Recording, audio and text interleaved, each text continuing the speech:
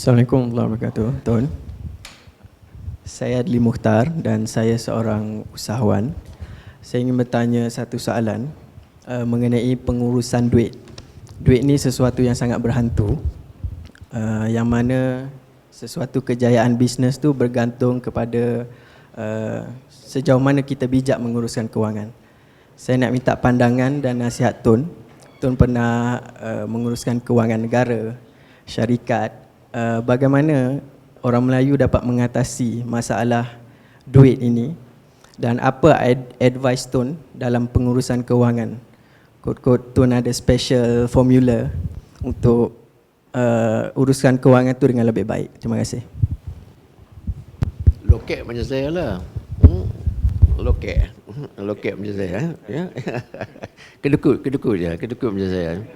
Ya. Biar, see, the problem dengan kerjaan sekarang, people worry, there's too much debt.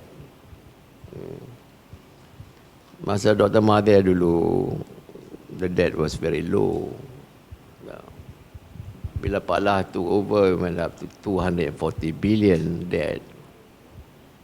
Sekarang almost 600 billion debt. Jadi, rakyat pun dah worry. Ya, apa macam yang hutang begitu banyak. Bila kerjaan hutang, mana kata rakyat lah hutang. Nak kena bayar, besok rakyat nak kena bayar. But the government doesn't seem to be concerned.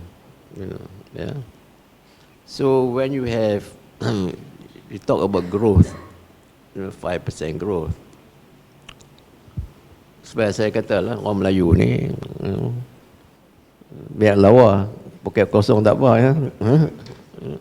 So that's orang Melayu lah, selalu orang ingat orang Melayu memang lagu tu lah, biar lawa. But now kerjaan has become that. Tunjuk growth 5%. Important. Growth is important to the kerjaan. At what expense? At expense of borrowing. Kita boleh hidup lawa. Hidup lawa asalkan you pinjam. Poket kosong you pinjam boleh lawa lah. Kerjaan memang begitu juga. Yang kerjaan pinjam to show growth. Kata rakyat, oh look, we have growth 5%, we have growth 6%, we are doing well, we are not in crisis. Tapi hutang 600 billion. Itu hutang kerjaan dia. Belum masuk hutang syarikat-syarikat ni. Belum masuk hutang rakyat. Rakyat sendiri berhutang ni. Kebanyakan credit card ni. Pinjam. So, it's important how you manage money. To succeed in business, nombor satu, manage your finance. Betul tak? Nombor dua, manage your staff. But also important, manage your time.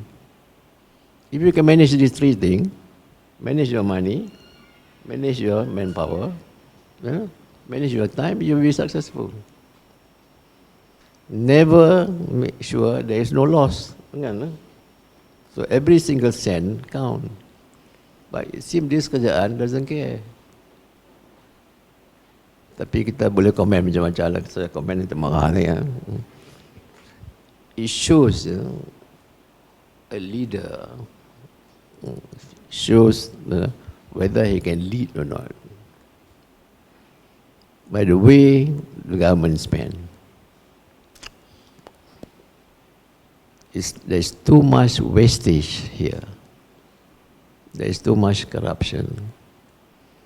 There's too much money is lost. In the end, you all will have to pay. Okay. Kita takut the way the kerajaan is running this economy, rakyat akan marah next election.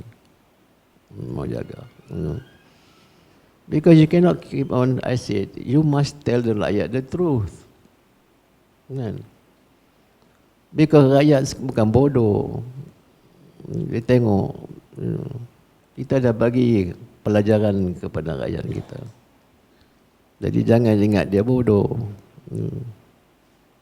Rakyat tahu apa yang berlaku. Cuma in a multiracial society, you know, the rakyat is divided. You know. Because rakyat sekarang, kerana kerajaan ni kerajaan Melayu, dia anggap Melayu lah kerana UMNO is the backbone. Dia sokong, masih sokong. Tapi it can't go on forever. Bukan rakyat bukan bodoh. Kan? Rakyat mesti mau buat kerajaan yang honest. No corruption. Ya. Itu penting kepada rakyat. Kerana akhirnya yang menderita ialah rakyat. Jadi kita mau management of economy is very important. Silap saja akan jadi macam Greece, akan jadi macam Argentina. In the end rakyat yang menderita. Ya. Kenapa? Utang terlalu banyak. So pentingnya setiap negara yang pentingnya to manage your economy. If your economy is successful, insyaAllah kita akan berjaya. See, look at the Chinese. There is so much corruption in China today. But they're serious. They're taking action again. Even the top fellows, they don't care. Because they mean business. They know it. You know. If they don't take action against those who are corrupt in China, they will go down. So now sekarang, even the top leaders are being punished, being put into prison. Tapi kita tak ada. You know, kita cakap saja. Look at Sarawak. Sarawak is doing well today under the new leadership. Has the government come out and praised them? Have you ever heard? Sokong? Kerajaan pusat sokong sekarang today Sarawak? I have not heard. You know, patut sokong. Yeah, he's doing the thing in the right direction. He's fighting corruption, begitu, begini. Tapi kita diam di sini. Mengapa? Are we serious about fighting about corruption? Yeah. Sarawak is doing, giving up a good example. We are not saying anything. We are not praising him. You know, we should. Okay, I think time is nak habis dah. I mean, we have overrun the time, but we allow 2 last question. Okay, Tun? Thank you. Okay, Assalamualaikum. Nama saya Omar. Yes, Tun, in relation to what you have just mentioned just now regarding that the country is not in crisis, and secondly that there are no confidence in our currency. And if you are running the government of the day, what would you be addressing 3 biggest challenges that you can do to improve the current situation that you have just mentioned just now? Thank you. Lucky I'm not running the government. Yeah? You see, the ringgit is down. I say it's because there is no confidence into the year. You know, I think one the reason the world is not happy. I think it's about YMDB ni. You know, because we don't know what they are doing. You know, there's huge debt going on, and the government is not coming out to explain. You know, you must explain. You know, rakyat asking question on YMDB, and you get this fellow who is quite good in his PR. Apa nama Arul, he come out with his PR, but he's not answering the question. You know, orang tanya duit ni pergi ke mana? You know, this 40 whatever billion is a huge sum. You know, where is it gone? Itu yang orang nak tahu. And if you got the money, why can't you pay your debt? You know, and why do you borrow so much? You know, because you have only the IPP, you know, 8.5 billion, and you want to build all this Razak exchange. You know, if you are in property, you go and borrow money from the bank. you know. And you, if you want to sell, you sell your property. You don't need this 40 over billion duit ni, you know. So where has the money gone? People want to know. Duit ni pergi ke mana? You know. So people are worried. If you cannot come up with the truth, and people say, look, you know, it's going to affect the ringgit. You know, because it's, you know, if the bank goes down, and the bank belongs to Khazanah and PNB, and it's going to affect amanah saham, you know, so many things. It's going to affect our rating, macam-macam lagi, all kind of things going to affect. So, go and solve this problem, YMDB. Tell the rakyat the truth, what is happening to YMDB, you know. Then inshallah, you know, people have faith in you. But if you keep on hiding, people say, apa dia tak betul yang ni? What is happening? You know, this is the crisis at present. People say, how can people have faith in the government? Can't even can tell us where has the money gone? And if the money is raised overseas, why is not the money brought back? Why? Why are you keeping the money? Have you no faith in the banks here? Has the Minister of Finance no faith in the banking system? You know, why do you have offshore? Apa kita punya labuan if you don't believe in labuan? So this is the reason. One reason. The second part, tanya question apa? What would I do? Yeah, if I were in the government, I would resign probably.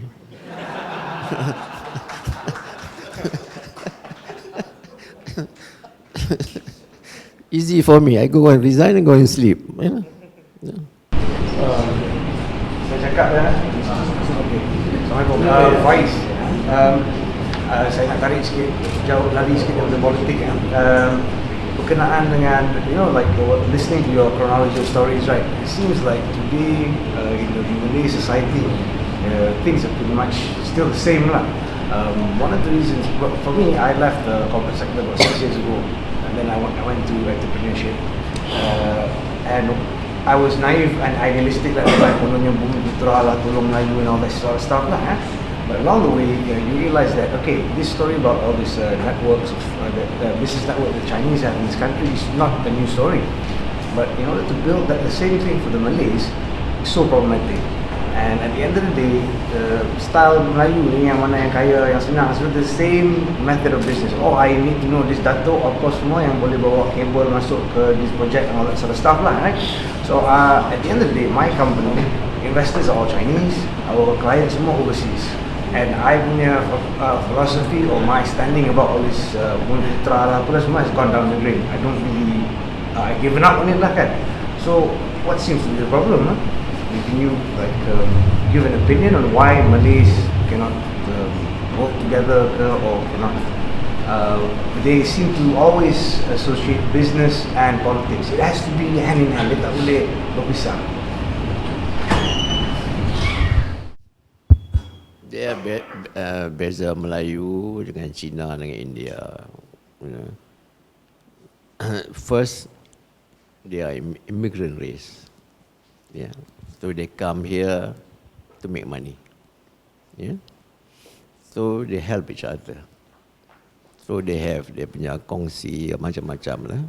All kind of, they help each other. Dia nak buat business. Dia kalau Teochew punya geng dia tolong. Sama-sama Teochew ada association, kita chamber gitu gini semua. You know. Melayu for a long time has been out of business. Yeah. The last time we were known was the Malacca Empire. World famous, everybody came here. Yeah? The Portuguese came, the Dutch came, the British came, begitu begini. But the British decided that the Malays must not do business. Yeah? They said the Malays, kalau bagi education, they will be like the Indian. Yeah? They will fight for independence. There will be a mutiny, they will fight for independence. So, orang Melayu dah jampat saja. Yeah? So, for 400 years, orang Melayu tak buat business. British did not encourage you. Because they want you to be only fishermen, you know, paddy planters, to plant paddy to feed the Chinese, the British and the Indian, who was supposed to do business, and they were doing business. The Chinese came here, buka tin mine, the Indian rubber plantation. So the Melayu were out of touch of business since the Malacca Empire. We were successful, very successful in business until the Dutch and then the Portuguese came. Yeah. So we have no culture of business for a long time, forgotten. Yeah. So that's why kita bila buat meniaga, we find first difficult to meniaga because we are out of touch. Number dua, we don't have the union to help each other. Tak ada kesatuan, tak ada itu, tak ada ini. Sekarang ada chamber. Dalam chamber tu, they are not successful business people. Yeah. Masuk situ kan politik. Yeah? So how are you going to fight the Chinese, the Indian? So okay. Then we have in the British before 1953, 1954, they have RIDA, Rural Industrial Development. Rural, bukan urban. Business must be urban. Yeah. Rural business ada apa? Tak ada apa lah. Tanam padi lah. So if you want to be successful, modern business is in the city. So you have a stock market, the banking gitu gini semua. So dia bagi Datuk On 10 million. Yeah, 10 million. So that's how rural industry now become Mara. Mara. Dia bagi a lot of money to Mara gitu. No. It's very difficult, will take a long time for the Malays to succeed. The fact that we have reached at this stage is a great achievement.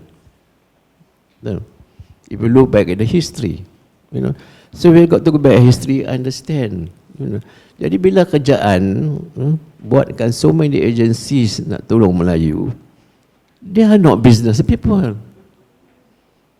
Jadi masalah civil servant trying to teach you to do business.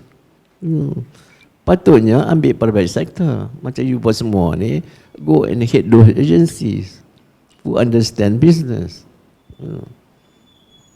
Jadi sebab saya kata, we all should meet more often, discuss things and tell the government, this is what you want the government to do. That must come from the private sector, not from the government. The government is to govern. Government does not know business. They create an environment so that you can succeed. Make facilities for you. Make a banking system easy. Macam-macam like easy for you to do business. Not government doing business. So bila YMDB buat business, ni jadi masalah. You can see already from the start there's going to be a problem. So we have to change and tell the government, sit down and tell the government and say, look, we should be telling you how we should do business. Because we are business people. We have succeeded. That's why I said it will help if in the government there is one businessman, real businessman, bukan macam Idris Jala ni. Idris Jala was a manager. You all can be managers, tapi entrepreneur. Daripada mula belajar sampai sukses. Then he can guide the government and the cabinet and say, ini betul, ini tak betul, ini tak betul. Tapi ambil macam Idris Jala, suruh dia pergi menjaga sendiri lah, tengok dia pandai lah. Tengok, ya? Ambilkan Wahid, bank, you also can become banker. Tapi suruh pergi menjaga sendiri ni, yang penting macam you pun ni. You have gone through the mill. Then you can talk to the government, this is business, we are talking business. They are not talking business. Sebab bila kita pergi nak buat semua, dia minta duit, corruption gitu. Macam mana? You go to the bank today. This is what people tell me. You go to the bank today, you pinjam. Before anything, 20% dah habis lah. corruption sana, corruption ni, and you punya profit in most cases only 10%. So, macam mana dia kata, macam mana Melayu bodoh menjaga? Macam mana kita menjaga dia ada bantai 20%? So this is what the government doesn't understand. So you need experienced people to go there and advise the government. No point bukan so many agencies punya ramai ni, macam-macam. All civil servants headed to agencies. What do they know about business? Get you all to hate it. Then you understand. So that you understand the feeling, your own feeling. You are in business, you know how you feel, how hard it is to make money. Dia cuma nak bantai duit kita saja, mana boleh. Minta ke duit sana sini baru bagi approval. That's not the way. So this is the problem orang Melayu facing. And I hope the government, we have to tell the government the truth, kata this is not the way to help the Malays. So dia heran, why are we not successful? Dia bagi share ke Melayu. Of course Melayu jual. Siapa tak mau jual, nak untung. Easy way. But that's not the way. The way is to make us succeed. Show us the way. Only private sector can tell private sector how to succeed. Not the government. The government is to run the country, not to do business. Okay, ada lagi soal?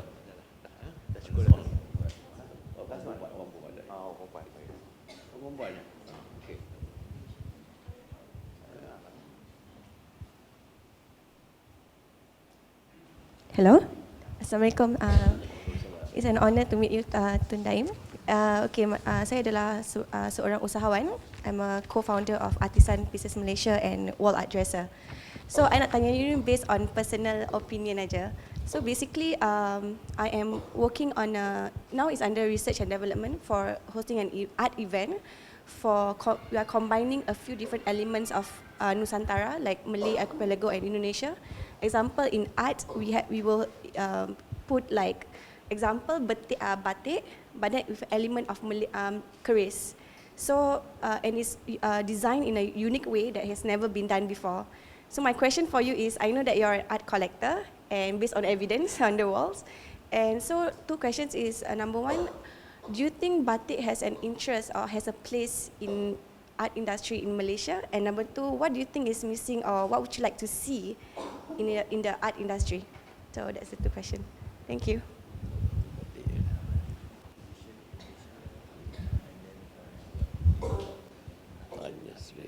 Okay. Yeah, I am an art collector. Not only collecting art, I like everything that's beautiful.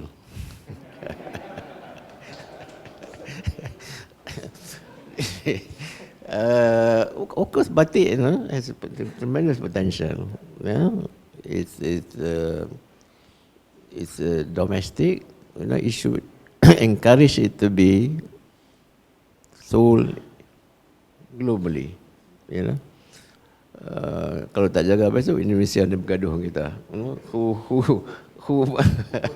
Who owns the right on batik? That's kita punya batik painting, but in terms of print batik, Holland is the biggest producer in the world. They produce this batik, batik print, especially they sell in Africa. Kan, Africa dia suka very, very colourful, bright colours. So the biggest producer is Holland. I think it probably took from Indonesia. Took from Indonesia. But kita ni, they very slow in promoting. Very slow. Whereas only except for kita craft tangan. But art painting, batik painting, strange enough, among the best are the Chinese. from Penang. So, and very expensive now, you know, some 100,000, you know. So that's why I say orang Melayu, to succeed, you know, don't have to do this. Kalau nak jadi painter pun, Latif Muhyiddin sekarang 600,000, one painting. Ibrahim, my classmate from Mati sekarang, almost 1 million. Syed Ahmad Jamal. So, don't have to do it. If you are talented, go and paint and make money. If you can sing, become a singer, make money. You want to be an actress, good. Be a good actor, make a lot of money. You don't have to do business, you know. So, but we must, you know, make sure that where there is talent, you know, we encourage this talent to be successful, you know, and make money, become very successful, you know. So, no, there's tremendous future in painting, yeah, there's tremendous future in painting. But as I said, it's how you promote yourself. Ibrahim was a good promoter at that time, yeah, when he was a painter. Well, Latif now also, you know, he promotes himself very well, you know. I am going to build a gallery. I was telling Kade, you know, Datuk Kade. Strange enough, the Penang government had offered me a piece of land. You know, 5 acres of land in the city, 100 ringgit per year for 60 years. So I wrote to the Prime Minister and said, look, the AP has given me a piece of land in Penang. So Datuk Kadir advised me to accept. You won't believe it. The Prime Minister called me and said, hey, don't accept it. I'm going to give to you one here. You see? Long time for the government here to react. You know. And this morning, as I was to leave here, I wrote to the Prime Minister. I said, a few African leaders are coming to Malaysia. And I wrote to the Ministry of Foreign Affairs, no reply. So today, the Foreign Ministry called me as I was coming here and say, look, the Prime Minister has, and I say, look, that I have a complaint to the Prime Minister while Mr. Foreign Affairs have not replied to the request by the foreign head of state to come from Africa to come to Malaysia. You see, I don't understand this government. You're right, they don't reply. If they don't reply to me, can you imagine whether they ever reply to you all? And I have to write to the Prime Minister to complain. This is how the government is being run. So macam mana lah kita ni, you know. What's happening to us? Okay, thank you very much. Thank you very much. I think kita punya decision to jemput Tun Daim is very well justified, despite dia kata we shouldn't have asked him to come. You know, we should have asked others. But obviously, by now, I'm sure we all agree that there were too many gems that he shared with us that it justified our decision. So thank you very much for being with us today, and thank you very much, Tun, for coming to our invitation. Okay.